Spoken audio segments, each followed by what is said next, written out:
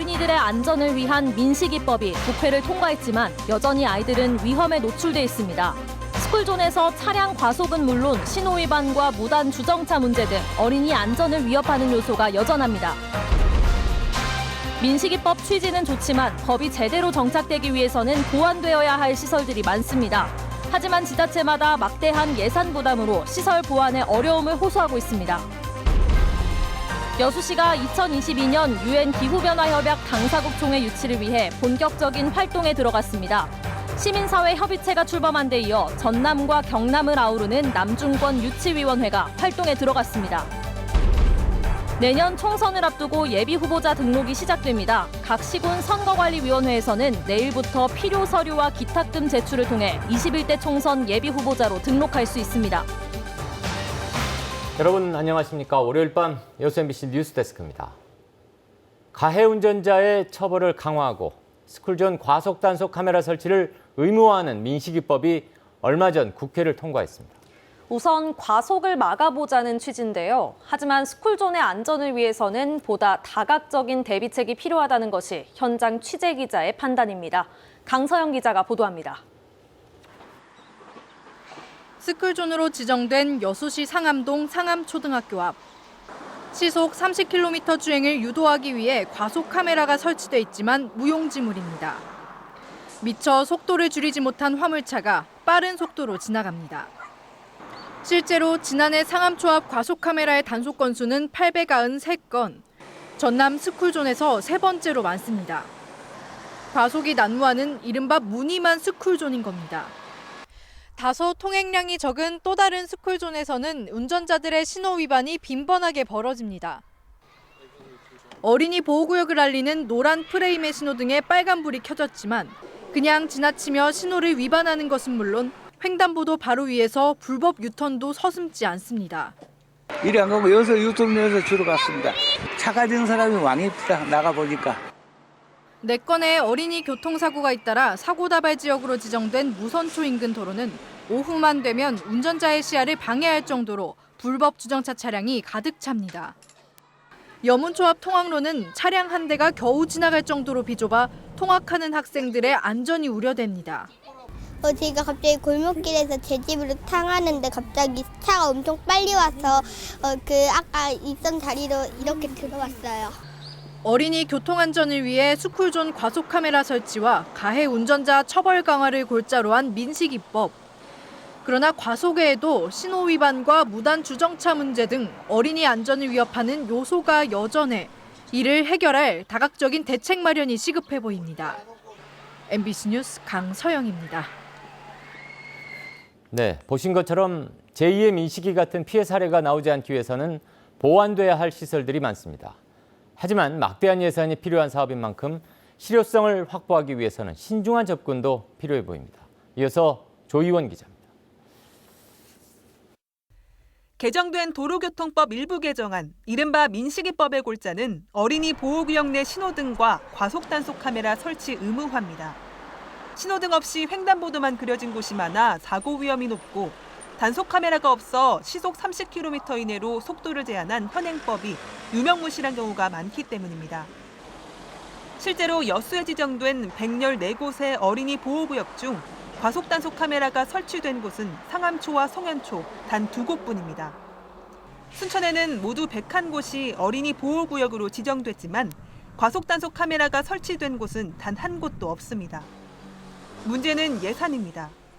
과속단속 카메라 한 대를 설치하는 데만 4천여만 원이 들고 신호등이나 옐로 카펫 한 개를 설치하는 데도 각각 700만 원 이상 소요되는데 각 지자체가 어린이 보호구역 관련 예산으로 편성해 놓은 내년 예산은 시설물 설치 보수비뿐이라 재정 여유가 없는 지자체는 재원 확보에 어려움을 겪고 있습니다. 좋아죠. 저희가 이게 아까 말씀드렸듯이 과속 카메라를 설치하려는 예산이 아니었고 아까 그 100개소에 대한 유지 관리비예요. 과속 카메라까지 설치하려면 좀 예산이 부족하죠. 시비로만 하기에는 좀 부담이 좀 있죠. 정부는 우선 내년도 예산에 어린이 보호구역 단속 카메라 설치비 1,034억 원을 추가 반영해 지원하기로 했지만 적지 않은 비용이 필요한 유지관리 지원책은 내놓지 않고 있습니다. 임의대로 저희가 막 학교나 뭐 학부형들이 이렇게 설치해달라고 무조건 설치가 되는 게 아니고 다 현장을 가가지고 여기가 설치가 타당한지를 검토를 한 다음에 확정이 되면 그때 설치하고 있더라고요. 이런 가운데 현장 일선에선 예산 투자 대비 실효성이 있을지에 대한 의문의 목소리도 나오고 있습니다. 일단 우선순위가 사망사고 지역이랑 교통사고 다발 지점이랑 교통사고 위험 지역이거든요. 다른 지역보다는 좀 우선순위가 밀리고 있거든요. 좋은 취지에서 도입된 법. 하지만 훗날 불거질지도 모를 예산 낭비라는 비판을 피하려면 신중한 접근이 필요해 보입니다. MBC 뉴스 조희원입니다. 올해 여수 국가산단의 생산과 수출액이 급감한 것으로 나타났습니다. 한국경제연구원에 따르면 올해 1월부터 9월까지 여수 산단의 누적 생산액은 45조 7천억 원으로 지난해 같은 기간에 비해 22조 원 가까이 줄어 전국 30여 개 국가산단 가운데 감소액이 가장 컸습니다. 또 여수 산단의 수출액도 지난해보다 82억 4천 달러 줄어든 166만 8천 달러에 그쳤습니다. 한국경제연구원은 미중 무역 분쟁 등의 영향으로 석유화학 제품의 수요가 줄면서 여수 산단의 실적이 부진했다고 설명했습니다. 전라남도 교육청이 지난 4월부터 시작한 도내 학교 친일 잔재 현황 조사 최종 결과를 발표했습니다. 전라남도 교육청에 따르면 도내 학교에서는 일제식 충혼탑과 석 등 34개가 발견됐고 친일 음악가가 작곡한 교가나 가사가 잘못된 교가가 96곡 남아 있었으며 일본식 생활 규정이나 우길기 양식의 교표를 쓰고 있는 학교도 각각 33개교와 12개교인 것으로 확인됐습니다. 도교육청은 이 중 여수 미평초등학교와 순천고 등 16군데의 성물 주변에 친일 잔재 안내문을 부착했고 14개 학교에 교가 개정 예산을 지원했습니다. 또 내년에도 10개 학교에 순차적으로 친일 잔재 청산 예산을 지원해 나갈 계획이라고 밝혔습니다. 총선이 넉 달 앞으로 다가왔지만 선거법도 선거구도 아직 정해지지 않았습니다. 이 와중에도 시간은 흘러서 내일부터는 예비후보 등록이 시작됩니다. 이계상 기자가 보도합니다. 내년 4.15 총선을 앞두고 입지자들의 경쟁은 일찌감치 시작됐습니다. 얼굴과 이름을 알리고 세를 과시하기 위해 출판 기념회를 차례로 연대 이어 지역 주민과 언론인들을 대상으로 출마의 변을 밝히는 공식 선언을 하고 있습니다. 21대 국회의원 선거 출마 예정자들은 내일부터 예비 후보 등록을 시작으로 일정한 범위에서 선거 운동을 할 수 있습니다. 등록을 마친 후보들은 선거 사무소를 설치할 수 있고 어깨띠를 두르고 홍보용 명함도 나눠주며 지역 유권자 표심 잡기에 나설 수 있게 됩니다. 하지만 예비 후보라는 점에서 선거법을 어기지 않도록 주의해야 합니다. 아파트나 주택에 호별로 이렇게 투입하는 경우는 위반이 되기 때문에 꼭 직접 유권자에게 배부하는 방법으로 명함을 배부하셔야 합니다. 총선 출마 예정자들은 선거일을 넉 달가량 앞두고 갈 길이 바쁘지만 공직선거법 개정은 여야 협상이 난항을 겪으면서 국회 본회의 상정조차 되질 않고 있습니다. 이 때문에 등록을 마친 예비 후보들은 선거구 획정 기준을 알지 못한 상태로 깜깜이 선거 운동을 할 수밖에 없게 됐고 선거관리위원회도 일단 현행 선거구를 기준으로 선거를 준비하고 선거법 개정 이후 변화된 기준에 따라서 재조정해야 하는 상황입니다. 선거법 개정이 확정되더라도 선거구를 짜는데 2달가량이 걸린다는 점에서 내년 총선 역시 늑장 선거구 획정으로 후보들이 곤욕을 치를 것으로 전망됩니다. MBC 뉴스 이계상입니다.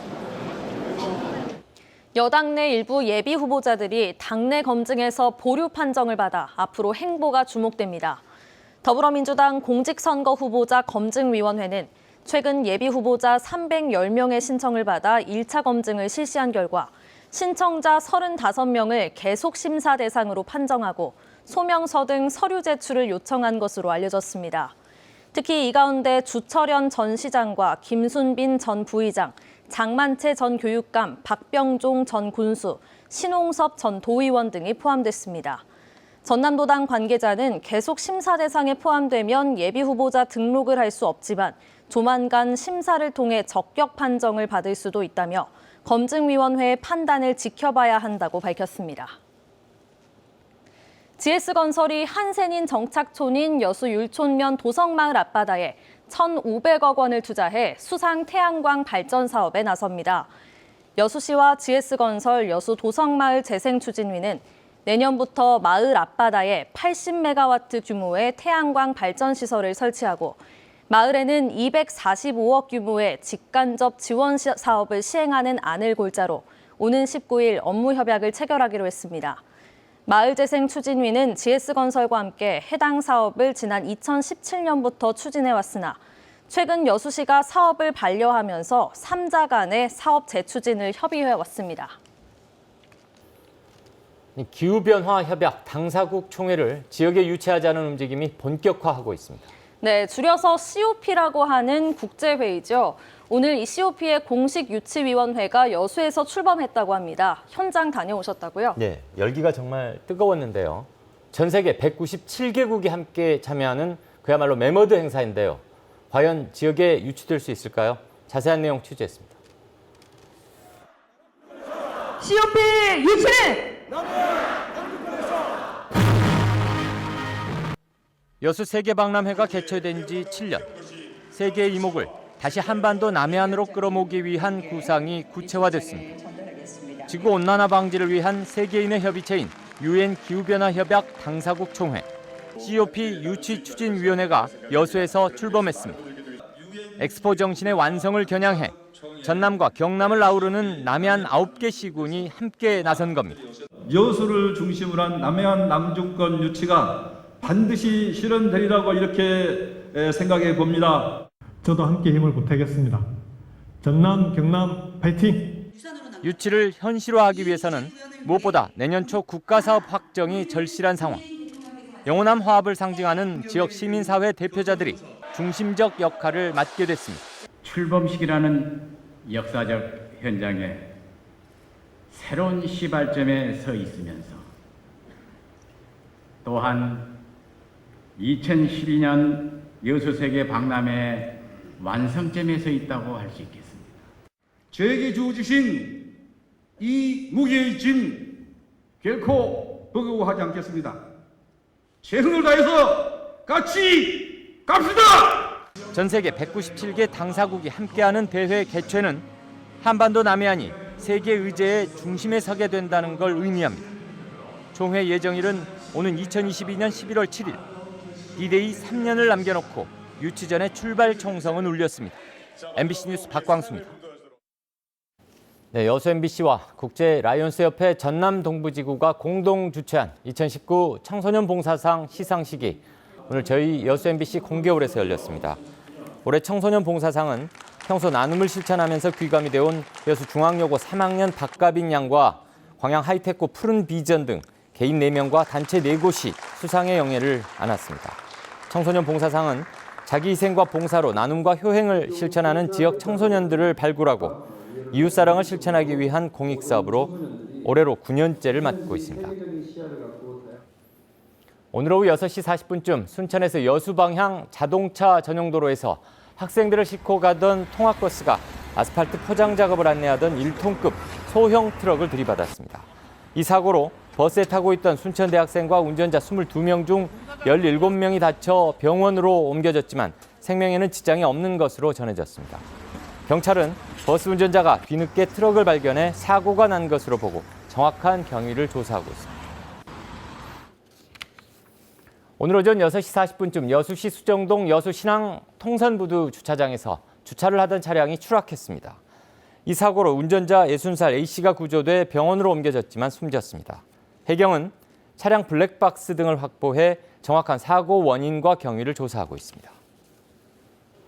계속해서 희망 2020 나눔 캠페인에 성금을 보내주신 분들입니다. 고흥군 도양읍 봉황의 나라 택견 전수관장 이승일 100만 원, 고흥군 도양읍 파령레미콘 직원 박장호 50만 원, 순천시 향동 빅토리아 하우스 대표 유미자 50만 원, 고흥군 도화면 발포마을 주민 50만 원, 순천시 향동 7통 주민 42만 6천 원, 순천시 향동 4통 주민 39만 5,171원, 고흥군 도화면 오치마을 주민 37만 원, 순천시 향동 3통 주민 34만 5천 원, 고흥군 도양읍 녹동 2구 주민 30만 원, 고흥군 도양읍 번영회장 남부수산 김종일 30만 원, 고흥군 복내면 신금마을 주민 30만 원, 고흥군 도양읍 원동마을 주민 28만 원, 신흥마을 주민 27만 원, 순천시 도사동 금전 동너리마을 주민 26만 원, 고흥군 도양읍 중촌마을 주민 25만 원, 순천시 향동 13통 주민 20만 8천 원, 순천시 와룡동 송석준 20만 원, 고흥군 도양읍 관청마을 주민 18만 2,770원, 장유마을 주민 17만 원, 고흥군 도하면 황산마을 주민 15만 원. 성금을 보내주신 분들께 감사드립니다. 희망 2020 나눔 캠페인은 내년 1월 말까지 접수합니다. 시청자 여러분의 많은 관심과 참여 바랍니다. 광양시 동백나무의 활용도를 높이기 위해 관광 자원화가 필요하다는 의견이 제시됐습니다. 대학 교수와 연구기관, 동백협회 등 전문가들이 참석한 오늘 심포지엄에서는 특화림 확대와 정원 조성 등을 통해 동백을 관광자원으로 육성시켜야 한다는 주장과 함께 동백의 6차 산업화로 주민소득 증대와 산림생태 발전에 도움이 될 것이란 의견도 제시됐습니다. 현재 광양시는 국내 최대 규모의 동백 특화림 조성에 나서고 있으며 광양 동백의 지리적 표시 등록도 추진하고 있습니다. 광양시 민선체육회장 선거를 앞두고 선거인단 구성이 마무리됐습니다. 광양시 체육회장 선거관리위원회는 최근 선거관리 규정에 따라 48개 종목단체 대의원 가운데 150명의 선거인 명부를 작성하고 이의 신청을 거친 뒤 오는 18일 최종 확정하겠다고 밝혔습니다. 이와 함께 선관위는 오늘부터 이틀 동안 후보자 등록 신청에 이어 오는 27일 선거를 실시할 계획입니다. 오는 2020년 4월 15일 실시되는 제21대 국회의원 선거를 앞두고 경찰이 오늘부터 본격적인 선거사범 단속체제에 들어갔습니다. 전남지방경찰청은 내일 예비후보자 등록이 시작되면 후보자 간 선거 경쟁이 본격화되고 선거 관련 불법 행위도 증가할 것으로 보고 전남 22개 경찰관서에 전담수사관 174명을 편성했습니다. 경찰은 금품 선거와 허위 사실 유포, 불법 선전과 불법 단체 동원 등 5대 선거 범죄를 집중 단속할 계획이라며 선거법 위반 사례를 인지할 경우 적극적으로 신고에 동참해 줄 것을 당부했습니다.